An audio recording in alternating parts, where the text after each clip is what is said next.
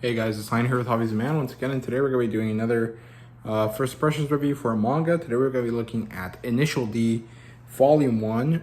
This is not the recent kodansha release, this is an old release. I bought this maybe last year, I think, and I had it in my Bookwalker account, so I decided to check it out to see if I wanted to read more of it, and if I decided that I would start getting the physical collection, right? And I'm still undecided. So I think I just have to wait it out or think about it a little bit more. But Initial D seems to have developed a resurgence recently, and kodansha decided to reprint it, and the edition looks quite good, but it is not the same edition that I read. So I'm actually not too happy with the way that the one I read was set up, right? So I'll talk about that in a moment, but let's get through the book facts here. So the author is Shuichi Shiego. The publisher is Kodansha, although I think that the version I read was still the Tokyo Pop scans, because a lot of it seemed very unpolished in the same way that things from, back in the day seemed, right? Like if you ever reread Dragon Ball, right? You notice, oh, this is kind of weird. Like the writing and the editing and the, all of the stuff that goes behind the translation is not quite good, right? It's not necessarily horrible, but it's not amazing, right? And I feel very much the same in this case. The publisher here the demographic is seinen. I can't remember where it published, but it is a seinen title. The genre here is sports, specifically street car racing or, drag racing or whatever you want to call it. And it's also coming of age story, but I think that that's more or less, implied by the fact that it's a sports series. I can't think of a single sports series that I've read that isn't also a coming of age story, right? So, I don't feel like I need to define it as such, but there you go. And in terms of adaptation, it has an anime, it has a movie, although I think it's Korean or maybe Chinese, I can't remember. And it has a spin-off or continuation called MF Ghost, and it also has an anime for that MF Ghost series, right? So in terms of, content related to this, there's quite a lot, right? And basically the premise, based on this first volume, I can't really tell you exactly what the premise is, beyond the fact that it involves a high school kid doing drag races down a mountain, right? But kind of extrapolating from my understanding of the series in general and kind of what I've gathered from watching other people talk about it, it's not just about a kid getting into racing, it's a kid becoming obsessed with racing and trying his best to become the best that there is at this sport.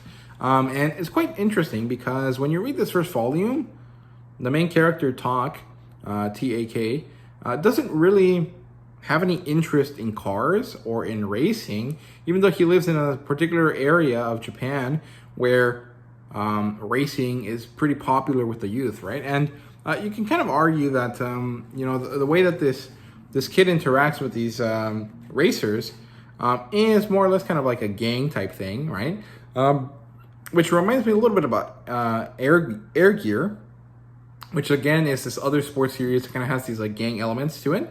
But I wouldn't necessarily call it like a gang series, like something like Tokyo Revengers, right?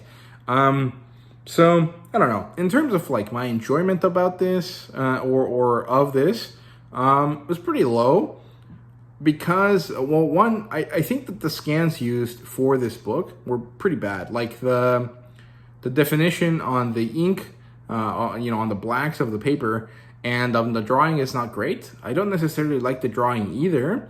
The art style is not my favorite. I don't hate it, but it's not my, it's not that good. However, there are two kind of elements in the art style that excel. One is the cars. The cars look phenomenal. I'm not necessarily a car guy. I don't really care about them, but I think that it's pretty easy to say that, cool thing that goes room really fast is exciting, right? Which is why I love car movies like Rush, and Need for Speed, and the Fast and Furious movies, and Gran Turismo movie recently, that was also good. And of course, why I love Top Gun Maverick, right? Ultimately that kind of like fast thing goes over is very fun, right? Like that sort of idea is great. And even though I don't necessarily like cars, I do find some certain like attraction to them, right? And so in that sense, this ignites interest in specifically because of the cars and the way that the racing is depicted. Like there's a lot of motion that is felt, even though ultimately it's a freaking 2D image that isn't moving, right? But I can still feel that kind of like speed very well. So I commend the artist for this. But in terms of like the way he draws people, it's quite bad. I don't necessarily like it. At the same time, maybe saying it's bad is a bit too harsh. I think it's just kind of old, right? It kind of has that same kind of style that something like Slam Dunk has, right? Or something like Yu Yu Hakusho, where it was a style that was pretty prevalent in like the 90s, and maybe into the early 2000s, but is quite removed from what I currently like, right? Which is stuff like My Hero Academia and our styles of that manner, right? And so maybe it's not necessarily that it's bad, it's just not what I currently like, right? And so I think that's a much more charitable way of looking at it. However, by the end of the first volume, I'm not necessarily sure that I was convinced to continue reading. And this is kind of bad because the book ends on a really good cliffhanger in the sense that it's, the first time that Tak is going to race. He didn't really want to. His dad pushed him to it after everyone in his town, and maybe you could call it a village, I think the town is better, was hyping or was hyped over this event that was going to happen where these two other guys from, another town come up to try to kind of move on their territory, and they're going to have this race off to see who's better, right?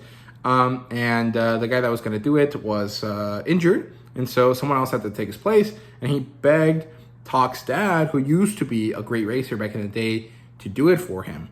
But Tak or whatever his name is, his dad is like, this is for young men. I'm not the person you're looking for. And so he makes Tak do it in his place.